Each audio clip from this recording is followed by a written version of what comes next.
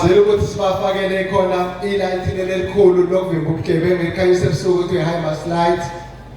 Wathi Ward 16 and Ward 14 kwanomgwaqo access road esiwenzela umphakathi laphana obizwa kuthiwa isekuvukeni access road.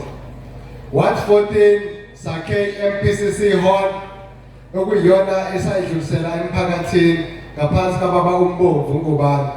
Ward 17 sakhe iBillia Causeway is ngaphansi kababa uSibiya sayidlulisela emphakathini. Khona Ward 17 futhi senze access road ebizwa kuthiwa kwaLayini. Saya eWard 3 ngaphansi koSumbuyazi senza umgwaqo khona obizwa kuthiwa iDlabelangula access road lapha kumacekeceke wethu ukhansela umthetho.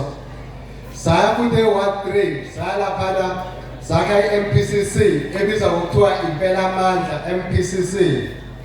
Saya eWard 12 safike sakha icrash ecela umphakathi wakhona ebizwa kuthiwa uFuyeni crash. Saya eWard 18 Ward 18 safika sakha umgwaqo access road obizwa kuthiwa iKwaMdlala access road.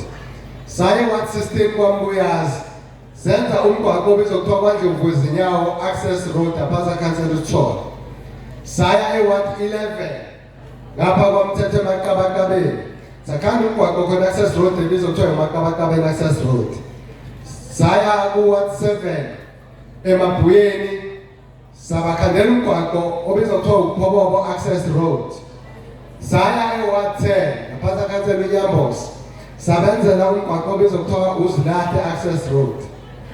Saya eWard 7 naseWard 8 kwaba nomgwaqo esibakhandelayo abantu ababekhala ngawo njalo makunemvula isililo sibona sigijima